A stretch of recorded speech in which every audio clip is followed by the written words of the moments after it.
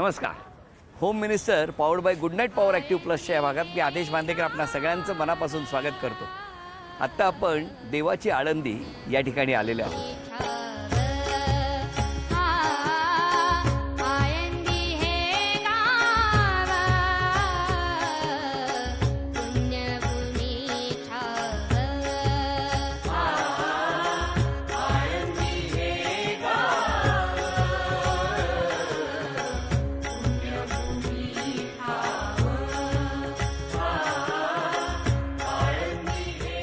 माऊलीने ज्या ठिकाणी संजीवन समाधी घेतली त्या समाधी मंदिरात जाऊन माऊलींचं दर्शन घेणार आणि या ठिकाणाहून तुमच्या सुखासाठी प्रार्थना करणार. सगळ्यांचं सगळं चांगलं होऊ दे हेच मागणं दरवर्षीप्रमाणे.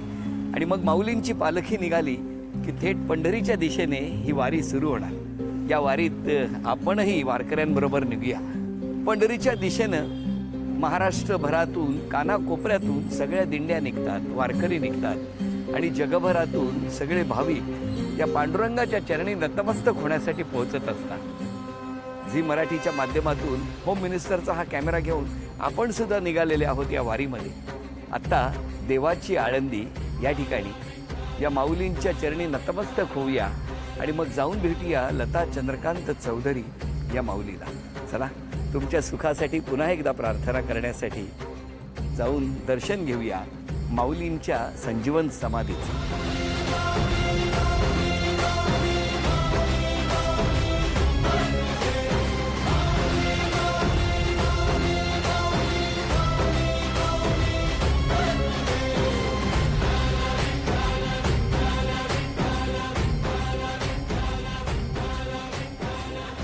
नमस्कार. नमस्कार.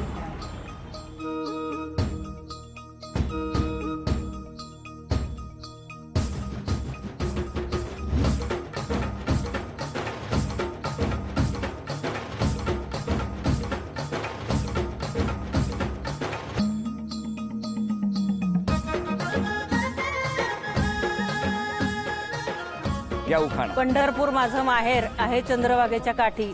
चंद्रकांतरावांचं नाव घेते आदेश भाऊजींसाठी. अरे वा, म्हणजे माझ्यासाठी फक्त घेतलं नाही तर नाही. चला आता द्या ओळख करून सगळ्यांची. हे मिस्टर नमस्कार. ह्या मोठ्या नणंदबाई नमस्कार. ही धाकटी जाऊ नमस्कार. ही सून तिची. नमस्कार. ही माझी सून नमस्कार. हे माझे धीर. नमस्कार. हा पुतण्या. हो. हा माझा मुलगा. नमस्कार. हे नंदेचे मिस्टर. हो हो हो. ही भाची. होय. ही भाची सून. हो. भाचा. हो. हे माझे सगळे शेजारी मंडळ. हो. नमस्कार. चला, सगळ्यांची ओळख झालेली आहे.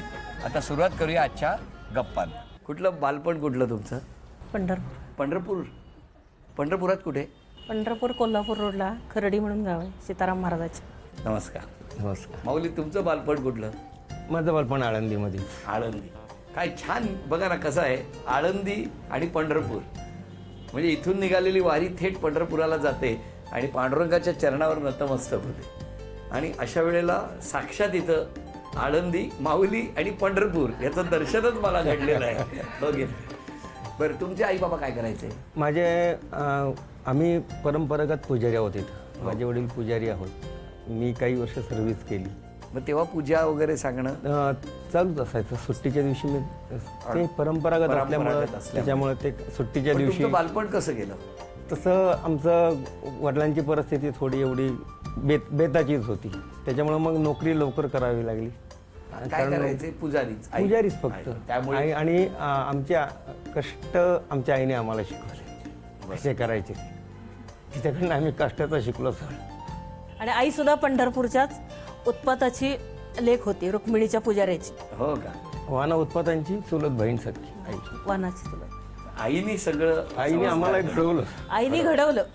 वडिलांनी मंदिरातले संस्कार सगळे आमच्या वडिलांनी केले आमच्यावरती. आणि घरातले जे संस्कार आहेत कष्टाचे ते आहेत. 81ला आमचं लग्न झालं. तोपर्यंत आमचं सगळं असा खडतरच प्रवास होता जीवनाचा. 81 नंतर आमचं लग्न झालं आणि आम्ही डेव्हलप होत गेलो. थोडं सगळं श्रेय तुम्हाला देत आहेत. कसं वाटतं ऐकून? छान वाटतं. भेटले कुठे? नाही भेटले नाही. भेटले नाही? भेट अशी घडाली की माझे वडील शेंगाचा व्यापार करायचे. ओल्या शेंगा वाळवायच्या. त्यांचं किराणा मालाचं दुकान होतं आणि ते मी पोतं भरू लागायचे असे सुपारी. मग ती बैलगाडी भरायची आणि पंढरपूरला घेऊन विकायचं, असा व्यापार असायचा त्यांचा. बरोबर. किराणा माल प्लस ते, त्याशिवाय शेती. मग भाऊ आला न्यायला, म्हटलं तू सारखे काहीतरी स्थळं आणतो बाबा, मी येणार नाही. हे चल म्हटलं, आळंदीचे पाहुणे आहेत म्हटलं, असं नको म्हणू, पुणे जिल्ह्यात जातीयस तू. नेलं त्याने मला, ट्रकमध्येच नेलं. मग ते पोत्यासकट गेला? नाही, पोते भरू मला लागले. प्रश्न पडला म्हणून विचारलं. अवतार एवढा घाणेरडा होता, म्हणजे आता मातीच असते ना शेंगाला, माती. भुईमुगाच्या. हां, मग आईने काय केलं, आईने आपल्या बांगड्या चढवल्या, बो बांधला नुसता असा, म्हणजे जा. मग माझी तिथं चुलत बहीण होती, लग्न माहेरवाशीने आलेली, तिने मला मग छान साडी पिनअप वगैरे केलं. तिची इतकी डार्क कलरची लाल रंगाची साडी मला नेसवली. मी अगोदरच सावळी, तर मला म्हणले कसली घाणेरडी डार्क साडी लाल नेसून आली. म्हणले कोण बोलले? हे काय हो? तुझा कलर डार्क आणि तुझी साडी लाल, म्हणले. तरी मी तुला हो म्हणलो. म्हटलं ठीक हे आहे. आता सांगताय? हो, आता सांगताय. आता सगळं झाल्यावर. इतक्या वर्षानंतर हे तुम्हाला कारण बरं मिळालं हो? मग नाही, तो डेंजरपणा जपून ठेवायचा होता. आणि 10 मिनिटात त्यांनी मला लवकर हो गेला तर म्हणून लवकर सांगितलं. स्फोट झाला असता त्याचा. 40 वर्ष टिकला नसता एवढा मग. त्याच वेळेला होकार दिला तुम्ही? लगेच.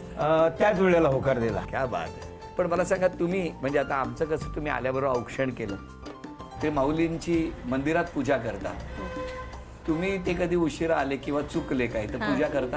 हो, जोरात जोरात खडाष्टक होतं 10 मिनिटावर. शाब्दिक चकमक होते ना. होणारच ना. आता आणि मी संसार म्हटलं- बोलतच नाही मी त्यांच्याशी रागायला की जास्त. तुम्ही? नाही बोलत. नाही, आधी बोलत असाल आणि मग बोलत नसाल. नाही, आता मौनच ठेवते, त्याच्यावरच जाणते ते. बरं जाऊ दे, चल वाट. असं होतं. तुम्हाला विचारायचंय की आता माऊलींची पालखी इकडनं मार्गस्थ होणार आहे, तुमच्याकडे काय जबाबदारी असते? आमच्याकडं दुहेरी जबाबदारी असते.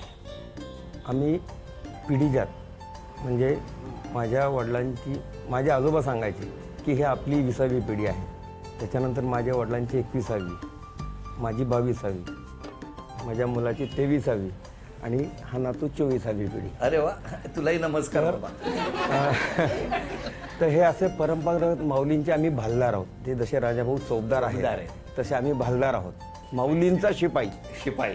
अच्छा. माऊलींचा शिपाई, सेवक. सेवक. मग तुमची या संपूर्ण वारीमध्ये जिथे जिथे पालखी थांबणार तिथे पूजा अर्चा आहे तुम्ही करता? हो, सगळं, सगळी काळजी घ्या. सगळे काय. आमच्याबरोबर चांदीची उपकरणे सुद्धा असतात. माऊलींच्या उपचारासाठी जी लागती ती जवळजवळ 2-250 किलो चांदी आमच्याबरोबर असते. ते विशिष्ट वेळेत ते बाहेर काढायचे, विशिष्ट वेळेत ते स्वच्छ करून परत आतमध्ये ठेवायचे आणि परत माऊलीबरोबर चालायचं. संध्याकाळी आमची पालखी साधारणतः तळावरती 6 वाजता जाते. तिथे समाज आरती होते. समाज आरती झाल्यानंतर प्रत्येक गावामध्ये ठरलेली मानाची कीर्तन असतात, ती त्यांची कीर्तनं होतात.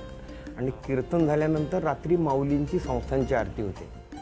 आणि नंतर मग रात्रभर जागर असतो. माऊली रस्त्याने झोपत नसतात. जागर करायचा म्हणजे माऊलींना जागतं ठेवायचं, म्हणून ते भजन बाहेर जागर करतात. मग पहाटे 4 वाजता माऊलींची आमची रुद्राभिषेकाची पूजा होते. बरं. तो रुद्राभिषेक आमचा जवळजवळ 1.5 तास चालतो, म्हणजे 4:30 ते 5:30. माऊली कधी 6:30 वाजता निघतात, कधी 6 वाजता निघतात. मग आम्हाला भांडी आवरणे चांदीची, धुवून परत पॅक करणे, ह्याच्यासाठी अर्धा तास असतो. आणि तेवढ्या अर्ध्या तासाच्या पिरियडमध्ये ते आम्हाला सगळं करायचं असतं. अशा पद्धतीने मजल दर मजल करत पंढरपुरात पांडुरंगाच्या चरणी माऊलींची ही पालखी पोहोचत असते. आणि आपण किती भाग्यवान, अशा वेळेला ज्यांनी साक्षात माऊलींची सेवा करण्याची संधी मिळते त्यांच्या घरात जाऊन काही क्षण आनंदाचे, चेहऱ्यावर हसू आणण्याचे आपल्याला मिळतात. हा क्षण आमच्यासाठी सुद्धा खूप आनंदाचा आणि भाग्याचा. आत्ता एक छोटंसं आव्हान आहे. घरात काही चिठ्ठ्या लपवून ठेवल्या आणि एक चिठ्ठी मी वाचणार, त्याच्यानंतर 1 मिनिटामध्ये त्या चिठ्ठीहून दुसरी चिठ्ठी, असं करत चांदीची अन्नपूर्णा घरामध्ये आहे ती घेऊन यायची. वेळ 1 मिनिटाची. चव खारट, पण त्याच्याशिवाय जेवणाला चव येत नाही. वेळ सुरू झाली. मीठ सांगायचं का लगेच? वेळ घेऊन या, अशी चिठ्ठी आहे. त्या चिठ्ठीतून दुसरी चिठ्ठी लवकर. जोरात वाचा म्हणजे पुढची मदत होईल. मी कशाला आरशात पाहू? आरसा तिथं ठेवलाय ना मग. आम्हाला माहिती आहे.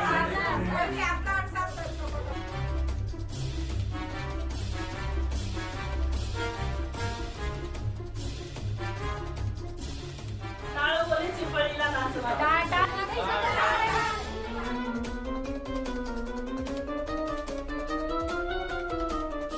दहा, देवस्थान 9, 8,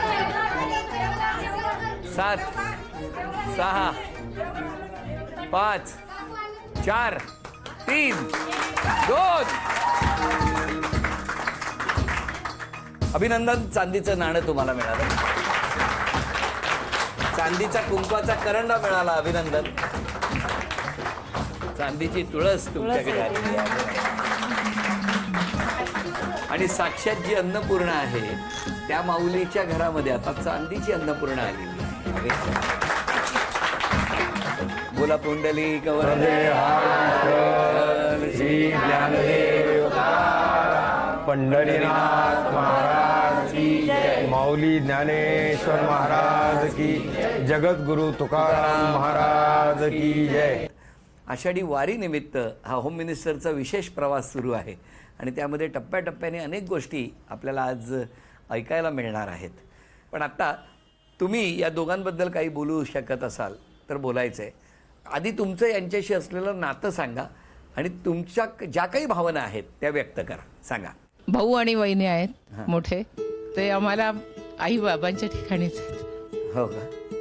एका वाक्यात त्यांनी सांगितलेलं आहे.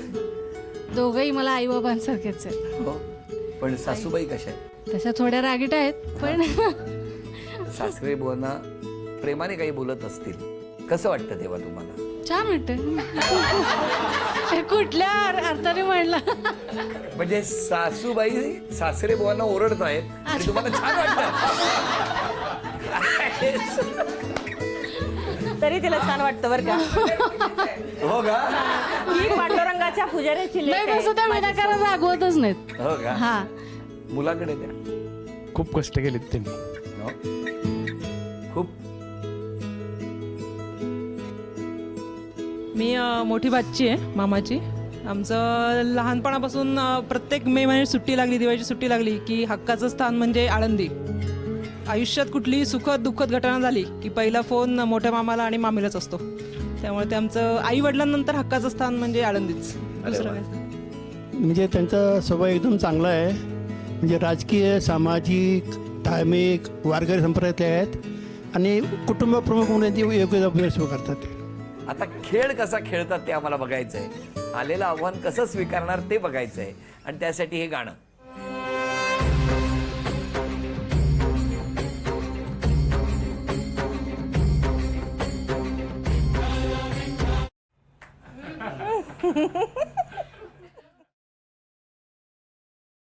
न थांबता 8 संतांची नावं सांगा.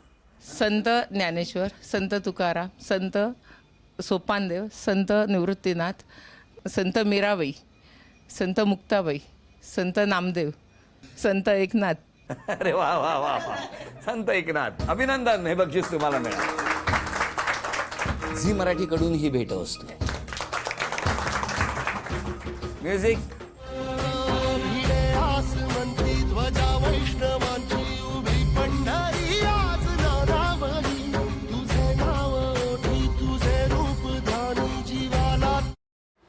अय्यो. स्वाती. टेबलावर चिकटवलेल्या चिकटपट्टीला त्या सोंगट्या चिकटल्या पाहिजेत. 10 संधी आणि त्यामध्ये 5 सोंगट्या चिकटल्या तर या माऊलीला बक्षीस मिळणार. तुमची वेळ सुरू होते आत्ता.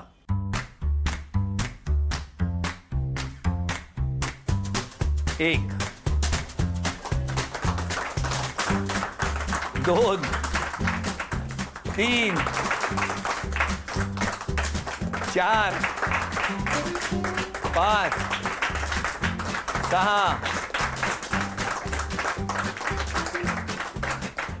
7, 8. घरी काम करता का कॅरमच खेळत असता? अभिनंदन. अभिनंदन. म्युझिक.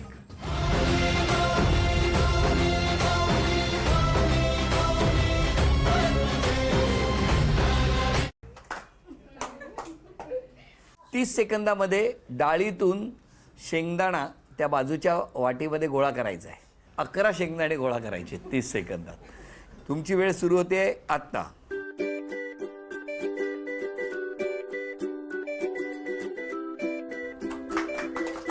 दहा सेकंद झालेली आहेत.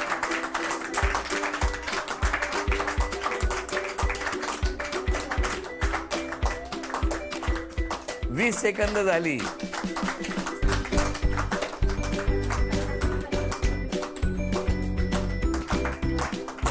5 4 3 2 1. वेळ संपली. किती झालेत? हां 2 3 4 5 6.